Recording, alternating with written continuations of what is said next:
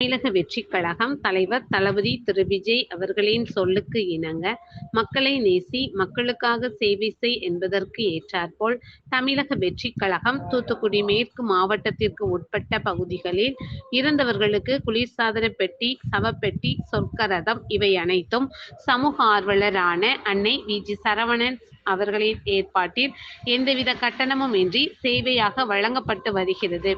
இந்நிலையில், மணலூர் பகுதியைச் சேர்ந்த நாராயணன் அவர்களின் மகன் முத்துமாலை அவர்கள் 13/2/2026 அன்று வயது முதிர்வு காரணமாக காலமானார்.